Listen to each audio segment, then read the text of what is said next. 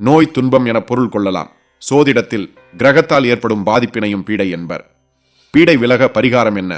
உடல் சோர்வு, தீராத நோய், தினமும் மருந்து மாத்திரை சாப்பிட்டு உடல்நிலை தீராதவர்கள், சோர்ந்து போய் இருப்பவர்கள், ஏதோ பேய் அறைந்தால் போல் இருப்பவர்கள், சோகமாக இருப்பவர்கள் என்று யார் வேண்டுமானாலும் இப்பரிகாரத்தை செய்யலாம். பாதிக்கப்பட்டவரை கிழக்கு பார்த்தால் போல் அமர வைத்துக் கொள்ள வேண்டும். முதலில் செம்பில் தண்ணீரை எடுத்துக்கொள்ள வேண்டும். அதன் பின்பு அச்செம்பு நீரை தலையின் மேலாக சுற்றிவிட்டு ஒரு கைப்பிடி அளவு கோதுமை மாவை எடுத்து அவரது தலைக்கு மேல் வலதுபுறமாக 7 முறை சுற்றி அந்த கோதுமையை பசுமாட்டிற்கு போட வேண்டும். அப்படி இல்லை என்றால் காக்கை, குருவிகளுக்கு சாப்பிட வைத்து விடலாம். தலையை சுற்றிய செம்பு தண்ணீரை மரம், செடி, கொடிகளுக்கு ஊற்றிவிடலாம். இதேபோல் தொடர்ந்து 7 நாட்கள் இப்பரிகாரத்தை செய்து வந்தால் பீடை நீங்கும் என்பது நம்பிக்கையாகும். தண்ணீரையும் கோதுமையையும் எடுத்து சுற்றும் போது சுற்றுபவர்கள் மனதில் அந்த நபருக்கு இருக்கக்கூடிய குறிப்பிட்ட சங்கடங்கள் நீங்க வேண்டும் என வேண்டிக் கொண்டு சுற்ற வேண்டும். சுற்றி போட யாரும் இல்லை என்றால் நீங்களே உங்களுக்கு சுற்றி இந்த பரிகாரத்தை செய்து கொண்டாலும் தவறில்லை.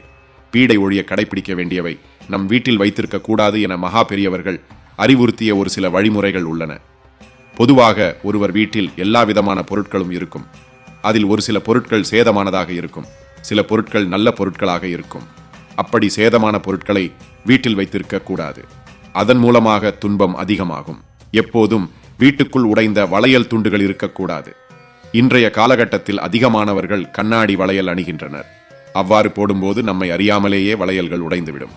அந்த உடைந்த வளையல் துண்டுகளை வீட்டில் வைக்காமல் அதனை வீட்டிலிருந்து அப்புறப்படுத்த வேண்டும். பூஜை அறையில் உள்ள படங்கள் கண்ணாடி இல்லாமல் அல்லது உடைந்திருந்தால் உடனடியாக அந்த படங்களுக்கு புதிய கண்ணாடிகளை மாற்ற வேண்டும். மற்றும் உடைந்த சுவாமி சிலைகளும் வீட்டில் இருக்கக்கூடாது. அதுபோல் வீட்டில் உள்ள பரணியில் பல பொருட்களை போட்டு வைத்திருப்போம். அதில் அதிகம் துருப்பிடித்த பொருட்கள் இருக்கக்கூடாது.